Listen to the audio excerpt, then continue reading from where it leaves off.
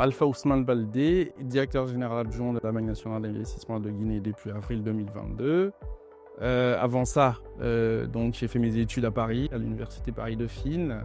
Ensuite, j'ai commencé mon parcours dans les cabinets de conseil de stratégie qui m'ont amené dans des banques d'investissement. J'ai travaillé un peu à Londres, ensuite aux États-Unis, sur State Street, avant de bénéficier de la confiance du président de la République le 22 avril 2022. Et depuis, je suis en Guinée.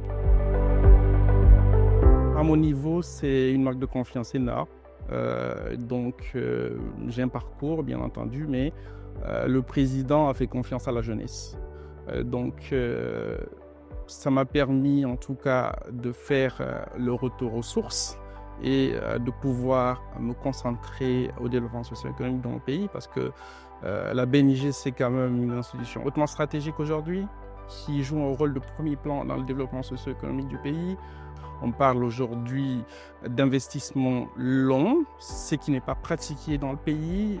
Donc, le président a souhaité à ce qu'une banque d'investissement puisse être sur place, qui est capable de mobiliser des ressources conséquentes, stables à long terme. Aujourd'hui, comment ça se matérialise à la Banque nationale d'investissement de Guinée? On mobilise des ressources au niveau interne, parce qu'on a pas mal de sociétés publiques dans le pays qui sont très liquides. Donc on capte ces ressources-là, on les transforme en tout cas en ressources de longue durée. Ensuite, on va également utiliser ces fonds-là comme leverage pour aller capter davantage de ressources avec les fonds d'investissement étrangers. Il y a même un sujet particulier qui est à la BNG qu'on appelle l'ETAN. Donc, on mise beaucoup sur ce secteur-là.